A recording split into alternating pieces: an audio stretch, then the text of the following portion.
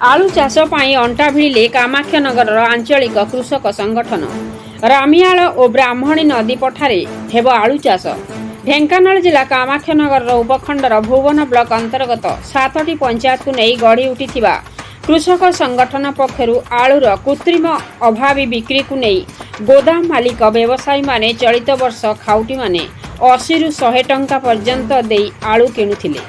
एथिने ढेंकानाल जिले में आलूर अभाव न हेबा पई कृषक संगठन अंटा भिड़िथिबा कहिसेंती।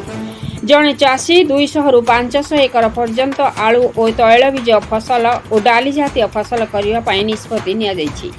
एथिने बेढ़ापाल पंचायत बिडिबिल ग्रामस्थित नीलकंठेश्वर मंदिर सभागृह रे गुरुत्वपूर्ण बैठक अनुष्ठित हो जायछि।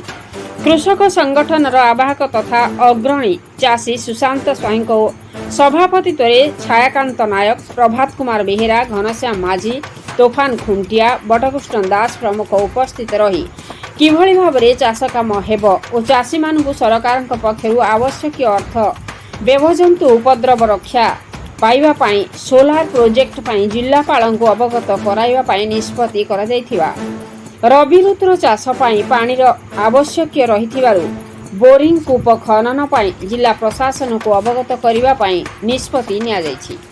चाषींकर उत्पादित द्रव्य को संरक्षण रखिबा पाई शीतल भंडार निर्माण उपरे आलोचना होइतिला। बहुमुखी प्रकल्पर परिचालना पाई आवश्यक यंत्र उपकरण जोगाई देबा पाई जिला कृषि अधिकारी को जणाइबा पाई निष्पत्ति नेइथिले। एई बैठक रे बारुआ, बिडिबिली, भैरीपुर, बांकुआल, दिघी, जमुनाकोट, मार्थापुर और भूषल आदि पंचायतर अग्रणी चाषी माने उपस्थित थिले। चाषी मान को जिला प्रशासन और स्थानीय प्रशासन को समस्त सहाय्य सहयोग जोगाई देबा पाई दाबी करिसेंती। प्रहलाद मोदली रिपोर्ट, मसीहा न्यूज। आपण मसीहा न्यूज रो यूट्यूब चैनल को सब्सक्राइब कलेनी कि? जदि करि नाहंती एबे करि नियंतु।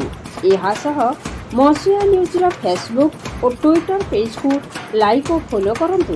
ता सह मसीहा न्यूज ऐप आसीगलानी। निज मोबाइल प्ले स्टोर डाउनलोड कर नियंतु। जय जगन्नाथ।